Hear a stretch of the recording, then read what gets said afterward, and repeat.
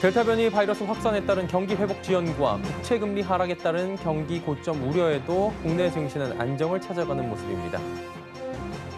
2분기 배당금을 공시한 상장사는 37곳으로 배당금이 가장 높은 곳은 애경화학인 것으로 나타납니다. 주택담보대출 금리가 평균 3, 4%가 될 것으로 전망되는 가운데 2%대 금리로 주택을 마련할 수 있는 상품이 눈길을 끕니다. 서울 아파트 거래량이 급격하게 줄어들고 있는 가운데 매수 심리는 다시 강세를 보이고 있는 것으로 나타납니다. 센 경제라이브 시작합니다.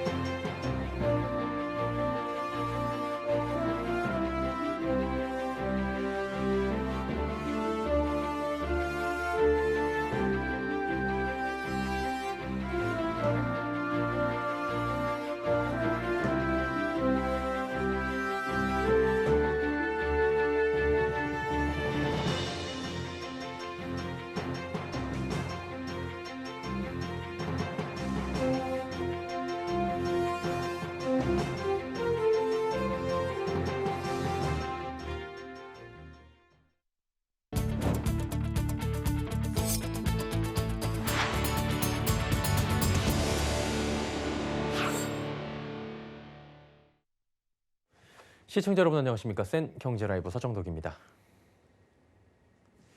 코로나19 델타 변이 바이러스 확산에 따른 경기 회복 지연과 또 국채 금리 하락에 따른 경기 고점 우려에도 코스닥 지수가 고점을 높이는 등 우리 증시는 안정을 찾아가는 모습입니다.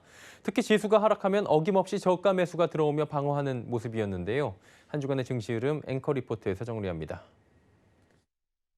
오늘 코스피는 강보합권에서 마감했지만 코스닥은 고점을 다시 한번 높이며 상승 흐름을 이어갔습니다. 코로나19 확진자가 연일 최고치를 경신하고 있지만 증시는 차츰 안정을 찾아가는 모습으로 특히 글로벌 증시가 경기 고점 우려와 코로나19 델타 변이 바이러스 확산에도 반발 매수세의 낙폭을 회복한 부분이 우리 시장에도 호재로 작용한 것으로 풀이됩니다. 현지 시간 20일 미국 국채 금리는 1.138%까지 하락하며 경기 고점 우려가 제기됐습니다. 지난주 기준 코로나19 확진자 역시 전주 대비 3배 가까이 늘어나며 경기 회복 지연 가능성도 제기됐습니다. 이에 뉴욕 증시를 비롯해 국내 증시 역시 연일 하락하는 모습을 보였지만 바이러스에 대한 우려와 증시의 조정이 과하다는 분석에 저점 매수가 들어오며 글로벌 증시가 빠르게 회복하는 모습입니다. 이번 주 코스피는 0.69% 하락했지만 코스닥은 0.33% 오르며 3,254.42포인트, 1,055.50포인트에 각각 거래를 마감했습니다. 한 주간 수급 동향을 살펴보면 코스피는 개인과 기관이 매수한 가운데 외국인이 대량 매도에 나섰고 코스닥은 기관이 팔았지만 개인과 외국인이 매수했습니다. 카카오게임즈가 신작 게임 오딘 흥행세에 힘입어 급등세를 이어갔습니다. 오딘이 카카오게임즈 실적 성장을 견인할 것으로 전해지며 장중 10만 원을 돌파하는 등 상승 랠리를 이어가고 있습니다. 가상을 의미하는 메타와 현실 세계를 의미하는 유니버스의 합성어로 3차원 가상 세계를 의미하는 메타버스에 대한 성장성이 부각되며 자이언트 스텝, 알체라 등 관련주의 움직임이 활발했습니다. 증권업계는 글로벌 경기 방향성에 대한 논란이 있는 만큼 주식시장에 뚜렷한 방향성을 갖기 어려울 수 있다며 종목 장세 대응이 필요한 시점이라고 조언합니다. 특히 2022년까지 장기 실적이 양호할 것으로 예상되는 인터넷 게임, 헬스케어, 음식료 업종에 대한 관심을 전했습니다. 서울경제TV 서정덕입니다. 상장사들이 2분기 배당금을 발표하며 투자자들의 관심이 높아지고 있습니다. 23일 기준 2분기 배당금을 공시한 상장사는 총 37곳으로 배당금이 가장 높은 곳은 애경화학인 것으로 나타납니다. 이번 달부터 배당 제한 정책이 풀린 금융사 중 KB금융, 하나금융지주가 우선적으로 중간 배당에 나섰습니다. 지난 분기 배당금이 높았던 LG화학, 고려아연은 2차 전지 사업 확대로 실적 상승 기대감이 커지자 2분기에도 고배당이 예상된다는 분석입니다. 금리 인상기에 주택담보대출 금리가 평균 3, 4%가 될 것으로 전망되는 가운데 2%대 금리로 주택을 마련할 수 있는 상품이 있어 주목됩니다. 청년층과 신혼가구를 위한 보금자리론 상품인데요. 양한나 기자가 전해드립니다. 올 1분기 가계대출 잔액은 1,765조 원으로 역대 최대치까지 불어난 상태입니다. 사정이 이렇다 보니 소비자들은 한 푼이라도 대출 금리가 낮은 곳을 찾고 있습니다. 2% 대출금리 상품으로는 보금자리론의 전자약정 상품, 아낌 2 보금자리론이 있습니다. 30년 만기와 10년 만기의 금리는 각각 최저 2.6%입니다. 40년 만기 대출은 2.9%입니다. 유보금자리론과 T보금자리론의 경우 7월 만기별 금리 기준 40년 만기 대출 금리는 3%입니다. 이 상품 역시 30년 만기가 0.05%포인트, 10년 만기가 0.3%포인트 더 낮아집니다. 이 상품들은 이번 달부터 시행되는 만기 40년 초장기 보금자리론으로 현재 주택 구매를 위한 자산이 부족할 수 있는 만 39세 이하 청년과 신혼가구가 이용할 수 있습니다. 그동안 정책 모기지는 30년이 최대였으나 보금자리론의 만기 10년이 추가되면서 매달 갚아야 하는 원리금 상환 부담이 덜어졌습니다. 자격 기준은 만 39세 이하와 신혼가구로 판단 기준은 대출 신청을 완료한 날이 됩니다.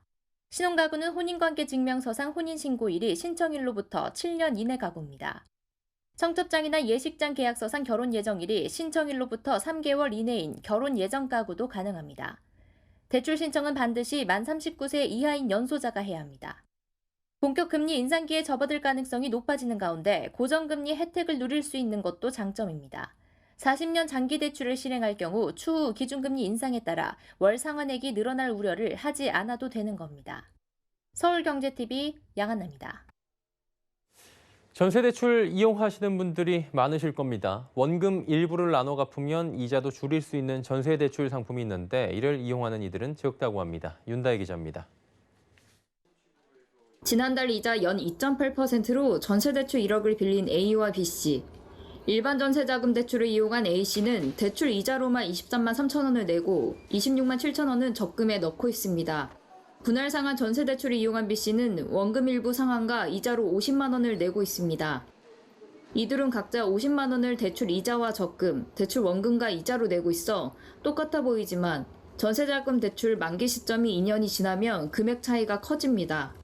A씨는 2년 뒤 적금 원리금은 646만 원, 소득세 혜택은 34만 원이 되지만 B씨는 대출 원금 상환으로 갈수록 이자가 줄어 A씨보다 11만 원 이득을 볼 수 있습니다. 또 소득세 혜택도 72만 원으로 늘어납니다. B씨가 이용한 상품은 지난해 10월 한국주택금융공사에서 내놓은 분할상환 전세대출입니다. 이 상품은 일반 전세자금 대출과 달리 원금 일부와 이자를 매달 갚아나가는 방식입니다. 원금 일부를 갚기 때문에 이자가 줄어드는 효과가 있습니다. 따라서 1%의 정기예금 가입 대신 더 높은 금리의 대출을 상환하는 것으로 비과세 고금리 적금 효과를 볼 수 있는 것입니다. 또 보증 이용자의 부담을 완화하기 위해 0.05%의 최저 보증료율을 적용하고 있습니다. 무주택 세대주는 원금과 이자 상환액의 합계액의 40%까지 소득공제 혜택도 받을 수 있습니다. 하지만 이 상품을 이용하는 이들은 일반 전세자금 대출과 비교해 상대적으로 적습니다. 판매 건수는 출시 후 총 819건에 그칩니다. 서울경제TV 윤다입니다. 서울 아파트 거래량이 급격하게 줄어들고 있는 가운데 매수 심리가 다시 강세를 보이고 있는 것으로 나타납니다. 한국부동산원에 따르면 이번 주 서울의 아파트 매매 수급 지수는 107.7포인트로 지난주보다 2.6포인트 올랐습니다. 이사 대책 발표 이후 공급 기대감이 커져 4월 첫째 주 매매 수급 지수가 기준선 밑으로 내려갔지만 한 주 만에 반등해 4월 둘째 주부터 이번 주까지 15주 연속으로 기준선을 웃돌고 있는 겁니다. 한국부동산원 관계자는 이번 주에도 재건축, 중저가 단지를 중심으로 매수세가 이어졌고 강남권의 초고가 단지에서 간헐적으로 이뤄진 거래가 신고가로 확인되는 등 집값 상승은 계속되고 있다고 설명했습니다. 서울 송파구의 한 재개발 공사 현장에서 사업 시행 계획 인허가를 두고 구청과 조합원들 간의 갈등을 빚고 있는 곳이 있다고 합니다. 2달 정도 인허가가 늦어지며 2천여 가구가 입주 지연을 우려하는 목소리도 나오고 있는데요. 자, 어떤 일인지 지혜진 기자가 알아봤습니다. 송파구청의 민원 페이지, 거여 2-1 재개발구역 조합원과 일반 분양자들이 올린 민원글로 가득합니다. 이 아파트 입주 예정자에 따르면 이렇게 올라온 민원글만 400여 건. 민원은 모두 사업 시행 계획의 경미한 변경과 관련해 인허가를 촉구하는 내용들입니다. 인허가가 늦어지면서 입주 지연이 우려된다는 것. 이 단지 조합은 지난 5월 14일 구청에 제8차 사업 시행 계획 변경을 신고 접수했습니다. 도시정비법 50조에 따르면 시장, 군수 등 인허가권자는 신고를 받은 날부터 20일 이내에 신고 수리 여부를 신고인에게 통지해야 합니다. 송파구청 관계자는 6월 10일에 상가조합원들이 반대 민원을 제출했고 이 때문에 인허가를 내줄 수 없었다고 설명했습니다. 그러다 6월 29일 조합의 상가조합원들이 상가호수 분할에 반대한다며 사업시행계획 변경의 처리기한을 연장한다는 공문을 발송했고 7월 9일에도 한 차례 더 연장 공문을 보냈습니다. 조합과 일반 분양자들은 이미 1차 연장 공문을 발송한 6월 29일조차 법적으로 정한 처리기한을 훌쩍 넘겼다며 불만을 토로합니다. 근린생활시설을 분할하려고 하는데 1순위가 아니었던 분이 소송을 통해서 1순위를 가져갔어요. 이번에 그 사람은 그 분할되기 전 걸 위해서 계속 소송을 진행한 거거든요. 그래서 그 부분 때문에 지금 법률 자원하고 뭐 하느라고 지금은 아직 못 나가고 있어요. 상가조합원들은 대법원까지 가서 상가 1순위 자격을 인정받았으니 원래 예정된 상가를 달라는 입장. 반면 조합은 해당 판결은 상가 분양 순위가 1순위라는 것을 확인한 것일 뿐 배정 위치가 정해진 것은 아니다라며 팽팽히 맞서고 있습니다. 해당 상가 조합원은 이번 인허가 건이 처리된 뒤에도 강경 대응하겠다고 입장을 밝힌 만큼 입주 예정일인 내년 1월까지 문제없이 사업이 진행될지 주목됩니다. 서울경제TV 지혜진입니다.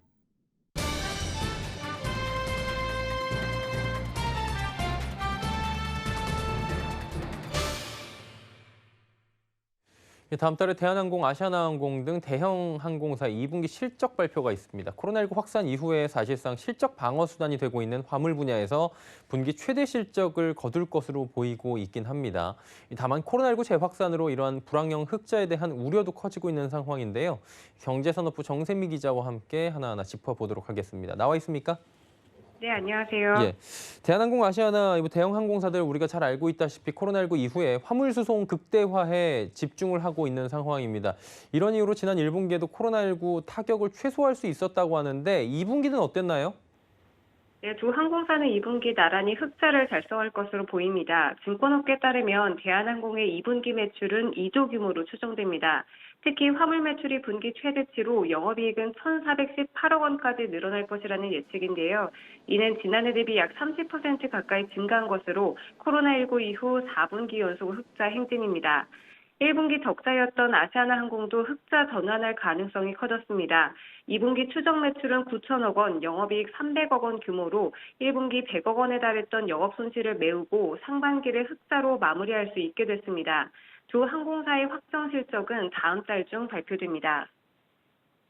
두 항공사 모두 결론적으로 보면 지난해보다 더 나은 성적표가 나올 것이다라는 이야기인데 짚어봐야 할 부분이 사실 흑자의 의미라고 하더라고요. 영업 흑자가 나긴 났는데 강도 높은 비용 정감을 통해 일어난 소위 불황형 흑자다라는 이야기가 나오고 있는 건데요. 이 부분 어떻습니까?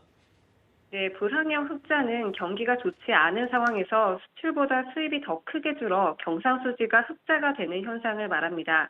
코로나19 이후 주요 기업에서 매출액이 줄어도 영업이익이 증가하는 경우 함께 사용되는데요. 실제 기업의 성과가 좋아졌다기보다는 침체된 경기를 회복하기 위한 정부 정책과 기업의 인력 감소 등으로 유발된 상승 효과에 기인한 겁니다. 코로나19 이후 두 항공사는 화물 부분을 크게 늘렸는데요. 현재 대한항공은 기존 국제선 110개 노선 중에 약 35개 노선을, 아시아나는 국제선 71개 노선 중 24개 노선을 운영 중입니다. 이 중 화물 매출의 비중이 약 70%까지 높아졌는데요. 실제로 대한항공과 아시아나의 화물 단가는 킬로그램당 300원 이상으로 높은 단가를 유지하고 있습니다. 여기에 올해 단가가 600원까지 오를 것이라는 전망도 나오며 이 화물 실적은 양호한 수준을 이어갈 것으로 보입니다. 다만 여객 수송 중심의 대형 항공사들이 화물 수송으로 단기간 수익을 낼 수는 있지만 지속적으로 수익을 내기엔 무리가 있습니다. 두 항공사의 승무원을 합치면 약 10,000명이 넘는데요. 여객 노선 운영 중단으로 휴직 중인 직원은 정부의 고용유지 지원금을 받고 있는 상황입니다. 지원금은 오는 9월 종료되는데 화물 운송의 의존도가 유지된다면 고용에 악영향이 불가피할 것으로 보입니다. 예, 그리고 문제는 코로나19에 지금 기간이 예상보다 더 길어지고 있다는 점일 거예요. 당초 기대했던 트래블 버블 현실화도 지금 불투명해진 상황인데 남은 3, 4분기는 어떻게 보고 있습니까? 네, 당장 내일부터 아시아나항공과 제주항공의 사이판 노선 운항이 재개되는데요. 정부가 최근 사이판 정부와 트래블 버블을 시행하기로 했기 때문입니다. 다만 코로나19 4차 대유행이 시작되며 시일 수요는 거의 없는 상황입니다. 실제로 올해 초까지만 해도 8월 휴가철과 9월 추석 연휴로 본격적인 여객 수요 회복이 이뤄질 것으로 봤는데요. 델타 변이 바이러스 확산세와 코로나19 장기화 그리고 늦어진 백신 접종 속도 등으로 연내 수요 회복도 물 건너갔다는 비관론이 우세합니다. 하반기로 예상했던 국제선 재개 시점도 지연될 가능성이 커졌습니다. 문제는 저비용 항공사입니다. 저비용 항공사는 화물 운송이 구조상 어렵기 때문에 무착륙 항공 관광 등의 대책을 내놨지만 상황을 타개하기엔 역부족인데요. 이에 제주항공은 무상감사와 유상증자를 동시에 추진합니다. 액면가 5,000원의 보통주를 1,000원으로 감액해 자본금을 1,920억 원에서 380억 원으로 줄여 자본 잠식률을 낮추는 방식입니다. 대형 항공사의 모기업을 둔 진에어와 에어부산 역시 자본 잠식률이 각각 42%와 34%에 달해 자본 확충 방안을 검토 중인 것으로 알려졌습니다. 이외에 연휴 상승 전망도 악재입니다. 원유 가격은 7월 들어 40달러 선을 회복했고 이달에는 75달러까지 올랐는데요. 올해 3분기 배럴당 70달러를 상회하며 유가 상승으로 항공사들의 하반기 실적 악화는 불가피할 것이라는 전망도 나옵니다. 예, 경제산업부 정세미 기자와 함께 2분기 항공사 추정 실적 하반기 회복 전망까지 살펴봤습니다. 잘 들었습니다. 네, 감사합니다.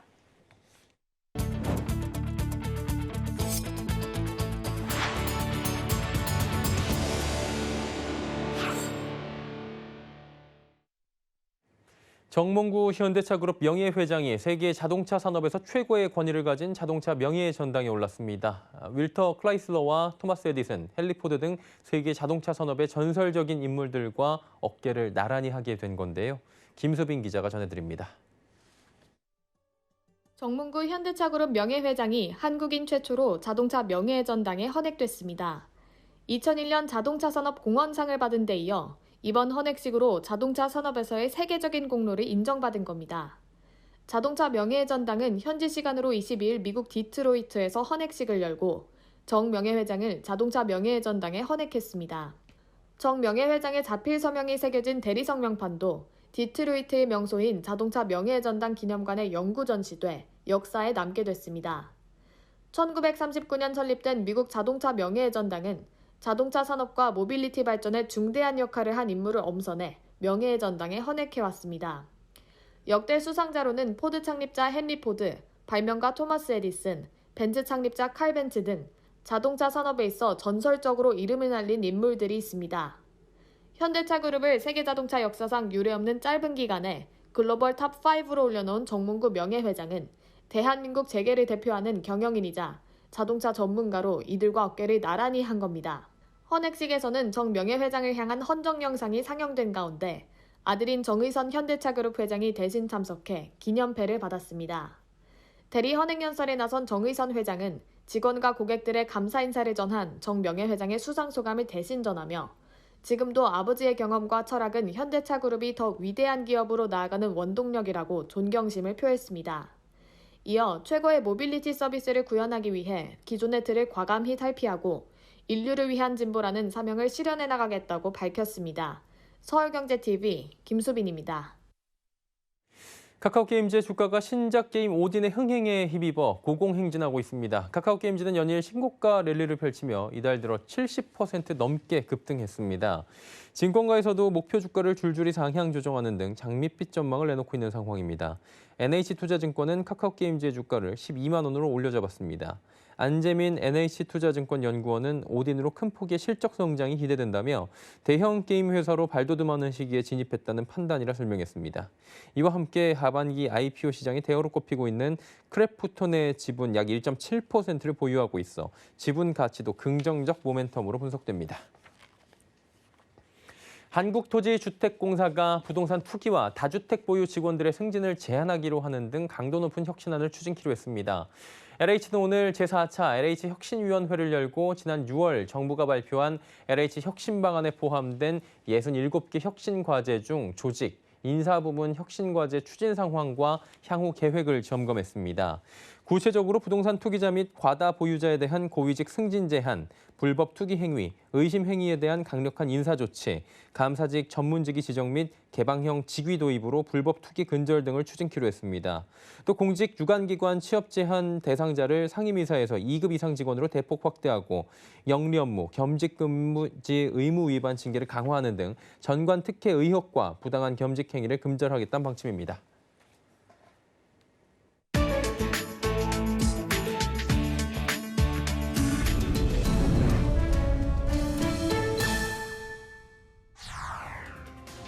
미국의 한 크리스마스 트리 농장, 마치 단풍이 든 것처럼 붉은색의 트리들이 눈에 띕니다. 미국 전역에서 극심한 더위와 산불이 계속되면서 뜨거운 열기에 크리스마스 트리가 화상을 입은 겁니다. 기록적인 폭염에 올해 이 농장에서만 발생한 손실이 10만 달러, 우리 돈으로 1억 원이 넘는 것으로 추산됩니다. 로이터 통신은 크리스마스 트리 외에도 올 초 폭염으로 농작물들이 전례 없는 수준의 피해를 입고 있다고 전했습니다. 과학자들은 산불의 빈도와 강도가 증가하는 것은 기후 변화의 영향이 크다며 극심한 더위와 가뭄의 장기화를 우려했습니다. 미국 서부 산불이 내뿜는 연기가 동부 뉴욕까지 퍼진 가운데 산불 연기가 코로나19 확산에도 영향을 미칠 수 있다는 경고가 나왔습니다. 네바다주 사막연구소가 발표한 연구 결과에 따르면 산불 연기는 코로나 바이러스 감염력을 크게 높이는 것으로 나타났습니다. 연구진은 대형 산불 3개가 맹위를 떨친 지난해 8월 16일부터 10월 10일까지 리노의 한 병원에 입원한 코로나 환자 3만 6천 명을 조사하고 산불 연기의 미세 물질 증가가 코로나 환자를 18% 늘린 것과 연관이 있다고 밝혔습니다. 연구진은 또 코로나 바이러스가 산불 연기 미세 물질에 달라붙어 인체에 더욱 쉽게 들어갈 수 있다고 추정했습니다. 프랑스 루브르 박물관 앞에 관람객들이 줄을 서 있습니다. 안전요원이 한 명씩 보건증명서를 확인한 후에야 입장을 하고 있어 대기줄이 길어진 겁니다. 보건증명서에는 백신 접종 사실과 48시간 내 받은 코로나 검사 결과가 음성이거나 감염 후 항체가 형성됐다는 정보가 담겼습니다. 프랑스는 현지 시간으로 21일부터 박물관이나 영화관, 수영장 등 모든 문화시설에 들어갈 때 보건증명서를 제시하도록 했습니다. 특히 유럽의약품청이 승인한 백신만 허용되며 2번 맞아야 면역 효과를 기대할 수 있는 백신은 2차 접종 후 14일이 지나야 합니다. 이 새로운 규정을 알지 못한 일부 관람객은 예방접종을 맞고도 박물관에 입장하지 못해 분통을 터뜨리기도 했습니다.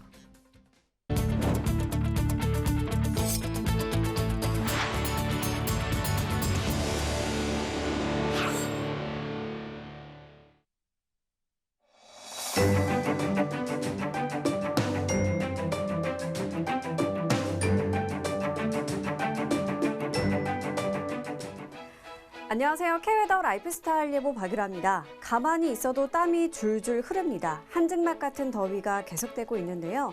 밤사이 대도시와 해안 지역은 열대야가 이어지는 곳이 있겠고요. 저녁 한때 경기 동부와 강원 영서 지역은 10에서 40mm의 소나기가 지날 때가 있겠습니다. 주말인 내일도 극심한 폭염이 지속됩니다. 전국에 내려진 폭염특보가 대부분 경보로 격상된 가운데 낮 동안 서울의 기온이 36도에서 37도 안팎을 보이겠고요.